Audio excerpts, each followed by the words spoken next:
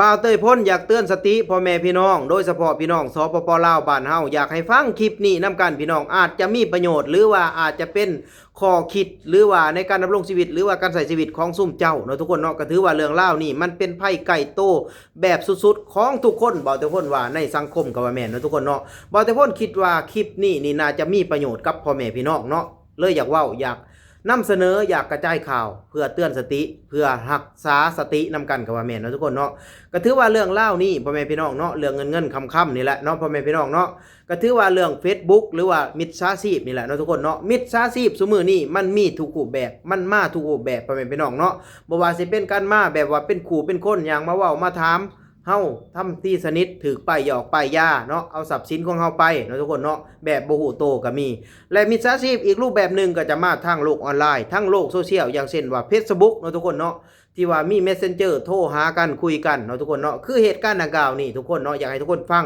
เนาะตั้งสติฟังนำกั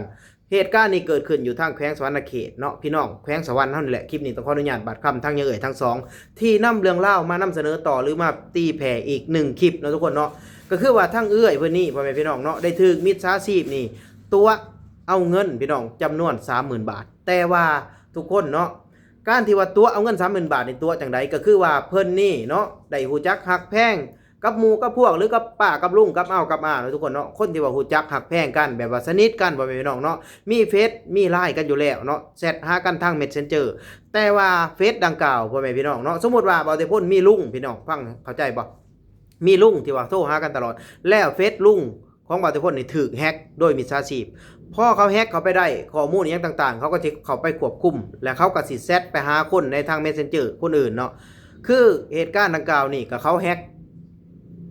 เรียบร้อยแล้วแม่นบ่ทุกคนเนาะเขาก็ควบคุมข้อมูลอย่างต่างๆเขาก็แซดไปหาผู้นั้นผู้นี้แล้วเขาก็แซดไปหาเอื้อยคนนี้ว่าตอนนี้ข่อยมีเงินอยู่ 30,000 บาทเจ้าต้องการอยากได้เงินบาทบ่ข่อยนี่ต้องการอยากได้เงินกีบจำนวนเท่านี้เจ้าสิเอาบ่คือนิสัยคนลาวเฮาก็จะได้เงินบาทมาเก็บไว้อยู่เฮือนอยู่แล้วนะทุกคนเนาะเงินบาทนี่ก็เป็นสิ่งหนึ่งที่ว่ามักก็ตกลงโปร่งใจย้อนความหยังบ่มีความแบบว่าเอะใจเพราะว่าคนดังกล่าวนี่ก็เป็นตัวตนเป็นพี่เป็นน้องเป็นคนรู้จักฮักแพงกันจากคำบอกเล่าเนาะเราเป็นทหารผู้ใดบ่เป็นพี่น้องเนาะที่ว่าเราถูกแฮ็ก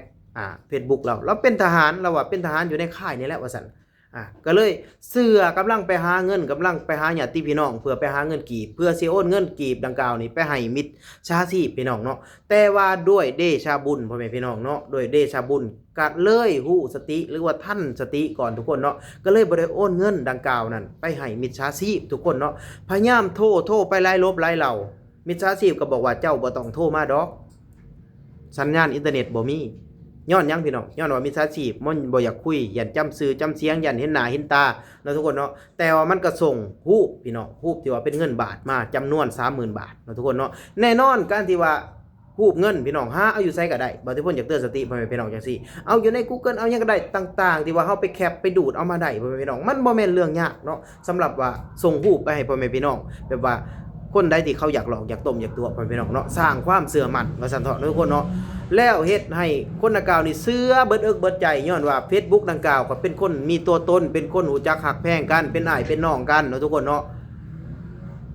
แต่ว่ามีสติก่อนทุกคนเนาะก็อยากให้ทุกคนลองไปฟังคลิปเปิดจักเล็กจักน้อยพ่อแม่พี่น้องเนาะเพื่อเตือนสติบ่าวแต่พ้นคิดว่าคลิปนี้มันเป็นไพ่ไก่โตสำหรับทุกคนบางคนอาจจะบ่ทันเล่ห์เหลี่ยมของมิจฉาชีพพ่อแม่พี่น้องมันเฮ็ดได้ทุกวิธีทางอาจจะเป็นลูกเป็นเต้าเฮาพ่อแม่พี่น้องเนาะเป็นพ่อเป็นแม่เป็นผู้ปกครองหรือว่าเป็นลุงเป็นป้าเสร็จมาขอความช่วยเหลือนำลูกนำหลานตอนนี้ป้านี่เดือดร้อนแล้วเกิดหันเกิดหนี้แล้วต้องการเงินเท่านั้นล้านเท่านี้แสนโอนมาให้ป้าด่วนแน่เจ้าเห็น Messenger ของป้าของลุงหรือว่าเห็น Facebook ของป้าของลุงเจ้าก็คิดว่าป้าลุงเจ้าแท้ๆนะทุกคนเนาะแต่ที่ไหนได้คือ Facebook ของเฮามันถือคนอื่นนี่แฮ็กเอาข้อมูลเนาะทุกคนเนาะแล้วมันก็เข้าไปควบคุมอีหยังต่างๆบอร์ดต่างๆแล้วมันก็แชทไปหาคนที่ว่าเป็นหมู่เป็นพวกอยู่ใน Facebook ดังกล่าวได้อันนี้คือความเป็นจริงที่มันเป็นไพ่ไก่โตเฮาอีหลีพ่อแม่พี่น้องไปเบิ่งคลิปนำกันนะทุกคนคิดเห็นจังไดฝากทุกคนส่งต่อแชร์ต่อถ้าว่าคลิปนี้มีประโยชน์พ่อแม่พี่น้องเนาะก็ฝากทุกคนส่งต่อเพื่อเตือนสติพ่อแม่พี่น้องคนลาวบ้านเฮาพี่น้องเนาะไปเบิ่งนำกันพี่น้องมาตัวให้เจ้าโอนเงินบ่แม่นนี่เป็นอะไรเว้าให้แน่เรื่องเว้าให้ฟังได้เรื่องราวกันต้นนะบ่เริ่มต้นเพิ่นก็เสร็จมาถามเอื้อยว่าเจ้าอยู่เอื้อนบ่เอื้อยก็ตอบว่าโอ้อยู่เอื้อนก็คิดว่าอันอ้ายหักอยู่ในค่ายนี่เนาะในแคมป์นี่มาเพิ่นก็ นนะมาให้เงินบาทนะมาให้ว่าอันเอ้ยเจ้าไปอยากแลกเงินไว้เงินบาทไว้บ่ว่าสินะก็จะอยากได้อยู่อ่ะตำอิดที่กระเจ้าอันติดต่อหาเจ้าแล้วกระเจ้าติดต่อหาทางใดทางเพชรของอันอ้ายนี่แหละแบบเพิ่นเขาเฮ็ดเพชรอ้ายติอ้ายหักนะ นี่ละพี่น้อง ก็คิดว่ามีสตินํกันเด้อพี่น้องเอ้ย บัดนี้เพิ่นก็ว่าจังสิอัน ขออนุญาตเอ้ยทั้งสองเด้อ เงินบาทไว้ใช้บ่เพิ่นก็ว่านี่เอาไว้บ่ไล่เลขต่ำให้ได้เพิ่นก็ว่านี่หลายคนเฮาเนาะมันก็มักนัวอยู่แล้วถ้ามีก็ตอบว่าเท่าใดว่าสินะเพิ่นว่า30,000ไป30,000ไปเอาบ่อ้ายอยากได้เงินกีบเพิ่นก็ว่านี่ พี่น้อง เอาเงินบาทไปแต่เอาเงินกีบแล้วคำแพงอีกให้มันเป็น3ล้านนะซื้อมาให้เขาจะสิว่าได้เกือบเนาะ เกือบอลิป้าบุญหลายอย่างนี้เหรอ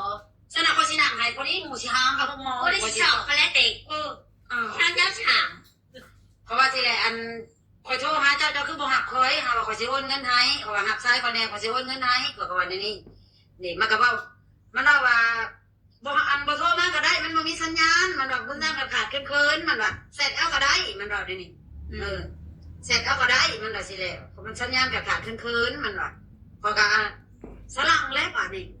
สลังขึ้นนะมาเลยลูกว่าสิเลยเอาแม่อันบ่แม่นจุเขาอันน่าจะบ่นี่มันก็สั่งส่งมาอีกได้มันทำไม่ใช่มาเบิ่ง นี่เด้มันว่าบ่อันอ้ายกำลังแล่นมันว่าอ้ายกำลังแล่นโหลดนะเด็กมันเขียนนะอ้ายกำลังแล่นมันก็สิได้พอก็อ้ายกำลังแล่นไปใช้อะไรจะอยู่ในแคปเราบ่ได้ใบ มี ใช้ เยอะสุคน กว่าสิสลังเด้ ก็สิซ้ำนี่เนาะทุกคนเนาะพอเป็นข้อมูลเบื้องต้นเนาะทุกคนเนาะว่าแต่พ่นก็อยากฝากทุกคนนั่นแหละอยากให้มีสติระวังตัวนำกันคือเหตุการณ์นี้ก็เกิดขึ้นกับพี่น้องแข้งสวรรณเขตนี่แหละเนาะทุกคนเนาะก็แต่ว่ามีสติก่อนหยุดคิดก่อนพ่อแม่พี่น้องเนาะแปลกๆเพราะว่าน่าจะเป็นทหารเนาะที่ว่าคนหูจักหักแพงทั้งเอ่ยเพิ่นนี่อยู่ในค่ายเพิ่นกับปฏิบัติหน้าที่หรือว่ากำลังเข้าการเข้าเวียกอยู่แต่ว่าคนดังกล่าวบอกว่ากำลังแล่นทุกคนเนาะก็เลยแบบเกิดข้อสงสัยก็เลยไว้โตท่านก่อนทุกคนเนาะนี่แหละทุกคนเนาะอาจจะเป็นคนหูจักใกล้ชิดอีหยังเฮาเยียงต่างๆที่ว่าเฮาได้เห็น Facebook ที่ว่าแชทมาขอความช่วยเหลือเฮาอยากให้มีสติเนาะทุกคนเนาะถามไทยเบิ่งให้คักๆพ่อพี่น้องเนาะเพราะว่า Facebook นี่มันแฮ็กกันได้ทุกคนเนาะถ้าพวกนี้มันเป็นแฮกเกอร์มันสิมีความเก่งกาจสามารถนะทุกคนเนาะสำหรับคลิปนี้บ่าวจะพ้นก็สิฝากไว้เพียงเท่านี้พี่น้องเนาะคันว่ามีประโยชน์พี่น้องก็ส่งต่อแชร์ต่อในเด้อพ่อแม่พี่น้องเด้อเพื่อเตือนสติพ่อแม่พี่น้องนำกันเนาะทุกคนเนาะสำบายดีพี่น้อง